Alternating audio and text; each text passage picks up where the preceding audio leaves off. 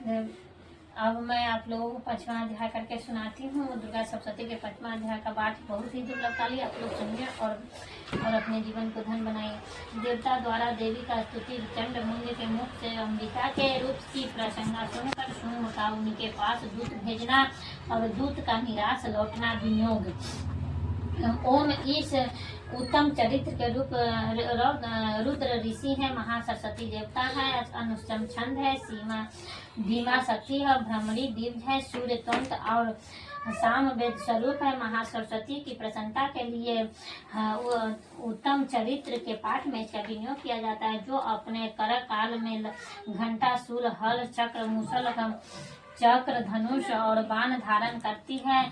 शरद ऋतु के शोभा संपन्न चंद्रमा के समान जिनकी मनोहर कांति है, जो तीनों लोकों में आधारभूता और सिंभुज शुंभ आदि दैत्यों का नाश करने वाली तथा गौरी के शरीर के जिनका प्रकट हुआ, उन महासरस्वती देवी का मैं निरंतर भजन करती हूँ। ऋषि कहते, पूर्व काल में शुंभ और निशुंभ नामक असुरों ने अपने बल के घमंड में आकर सचीपति इंद्र के हाथों से तीनों लोकों को राज्य और यज्ञ भाग छीन लिए हुए। दोनों ही सूर्य, चंद्रमा, कुबेर, यम और वरुण के अधिकार का भी उपयोग करने लगे। वायु और अग्नि का कार्य भी वे ही करने लगे। उन दोनों ने सब देवताओं को अपमानित, राजभ्रष्टा, पराजित तथा अधिकारहीन करके स्वर्ग से निकाल दिया। जो उन दोनों ने महान असुरों को तिरस्कृत देवताओं ने पराजित देवी का स्मरण किया और सोचा, जगदम्बा ने हम लोगों का वर दिया था कि आपातकाली में स्मरण करने पर मैं तुम्हारी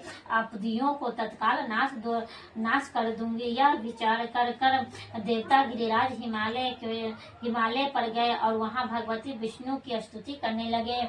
देवता बोले, देवी को नमस्कार है, महादेवी शिव को सर्वदा नमस्कार है, प्रकृति एवं भद्रा को प्रणाम है, हम लोगों को नियम पूर्वक जगदम्बा को नमस्कार करते, रौद्र को नमस्कार है, नित्य गौरी एवं धात्री को बारंबार नमस्कार है, ज्यो माई चंद्रमा रूपनी एवं सुख रूपनी देवी को सतत प्रणाम है, शरणागत को कल्याण करने वाली वृद्धि एवं सिद्धि रूपा देवी को हम बारंबार नमस्कार करते हैं। नैत्री राक्षस की लक्ष्मी, राजाओं को लक्ष्मी तथा सर्वनिक शिव पत्नी स्वरूपा आप जगदम्बा को बारंबार नमस्कार है। दुर्गा दुर्गपारा, दुर्गम संकट से पार उतरने वाली, सारा सबकी सारभूता, सर्वनिक ख्यात कृष्णा और धूर्म देवी का सर्वदा नमस्कार है। अत्यंत सौम्य तथा अत्यंत रौद्र रूपा देवी को हम नमस्कार करते हैं, उन्हें हमारा बारंबार प्रणाम है। जगत आधुरीश्वरी जगेत्री देवी को हम बारंबार नमस्कार करते हैं। जो देवी सब प्राणियों में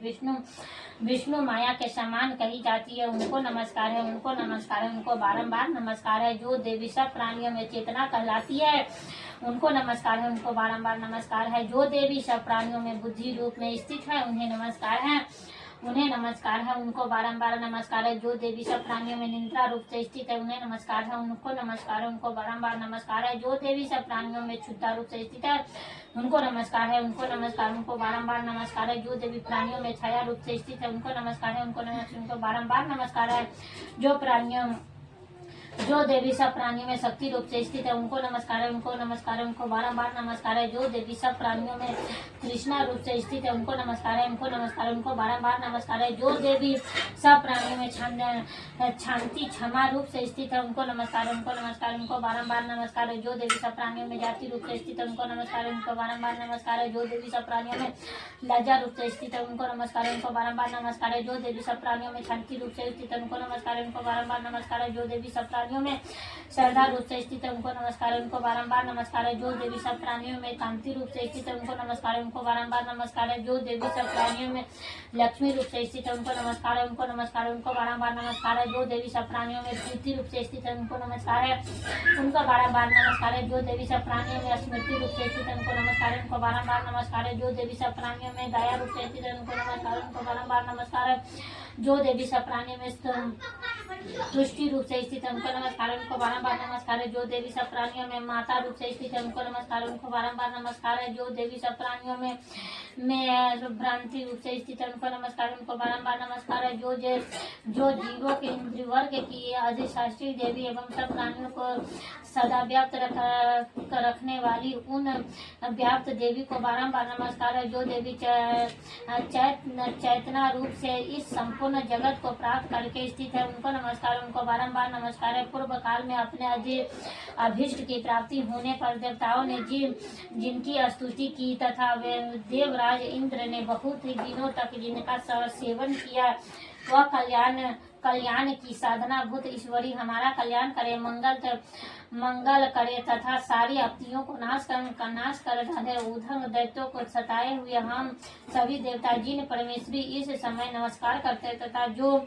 भक्ति से विनय पुरुष द्वारा स्मरण की जाने पर तत्काल ही संपूर्ण आपत्तियों का नाश कर देती है। जगदम्बा हमारा संकट दूर करे। ऋषि कहते राजन, इस प्रकार से जब देवता स्तुति कर रहे थे उस समय पार्वती देवी गंगा जी के जल में स्नान करने के लिए वहां गए। उन सुंदर भावों वाली भगवती देवता को से पूछा, आप लोग यहाँ किसकी स्तुति करते हैं? तब उन्हीं के शरीर के कोष में प्रकट हुई शिव बोली, शुंभ और दैत्यों से पराजित हो यह एक कृत हुए समस्त देवता यह मेरी ही स्तुति कर रहे हैं। पार्वती जी के शरीर कोष से अंबिका का प्रादुर्भाव हुआ तथा इसलिए वे समस्त लोकों में कौशिकी कही जाती है। कौशिकी के प्रकट होने के बाद पार्वती देवी का शरीर काले रंग हो गए।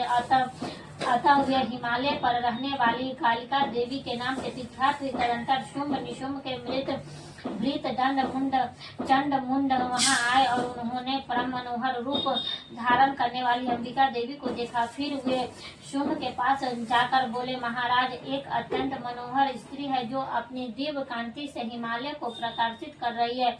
वैसा उत्तम रूप कहीं किसी ने भी नहीं देखा होगा। असुरेश्वर पता लगाइए वह देवी कौन है और उसे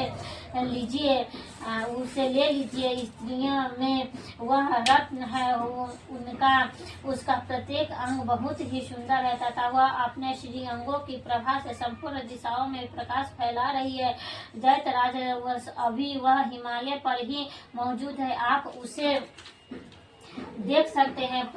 प्रभु, तीनों लोकों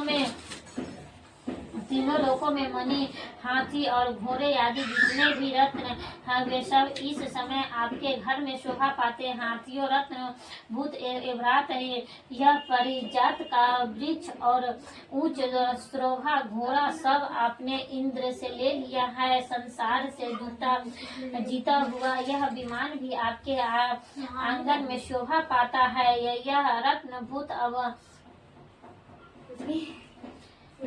अभूत विमान जो पहले ब्रह्मा जी के पास था अब आपके पास लाया है। यह महाभाग नामक नृत्य आप कुबेर से छीन लिए हैं। समुद्र ने आपको तिलांजलि नामक माला भेंट की है, केसरों से सुशोभित और जिसके कमल कभी कुंजाते नहीं है। सुनो, मणि वर्षा करने वाले वरुण का छत्र भी आपके घर में शोभा पाता है तथा ये श्रेष्ठ रथ जो पहले प्रजापति के अधिकार में था आपके पास मौजूद है। दैत्यस्वर मृत्यु के उत्क्रांति नाम वाली शक्ति भी आपने छीन ली है तथा वरुण का पास समुद्र होने पर सब प्रकार से रत्न आपके भाई निशुंभ अधिकार में। अग्नि ने स्वभी युद्ध किए हुए 2 वस्त्र आपकी सेवा में समर्पित किए हैं। दैत्यराज, इस प्रकार सभी रत्न आपके एकमात्र कर लिए हैं। फिर जो आप स्त्रियों में रत्न रूप कल्याण रूपनी देवी,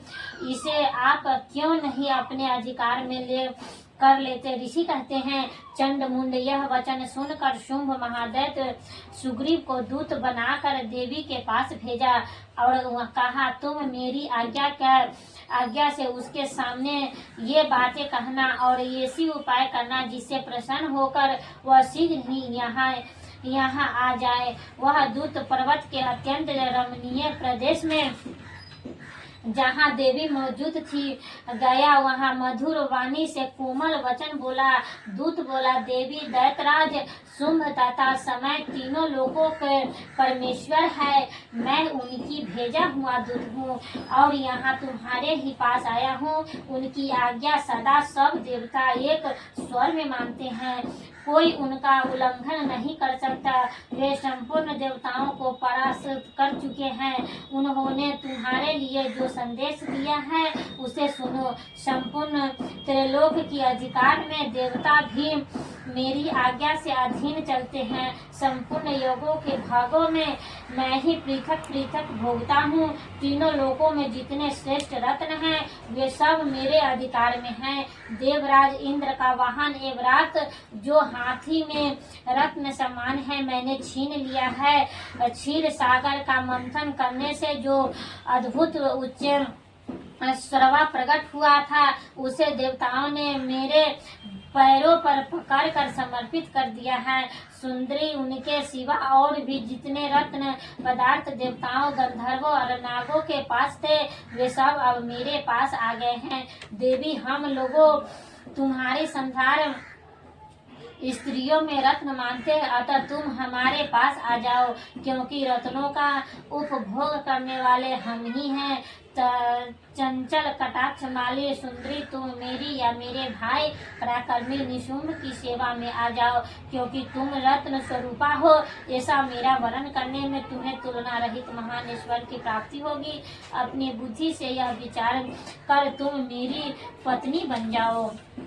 ऋषि कहते हैं, दूत के यूं कहने पर कल्याण मई भगवती दुर्गा देवी जो इस जगत का धारण करती हैं मन ही मन गंभीर भाव से मुस्कुराई और इस प्रकार बोली।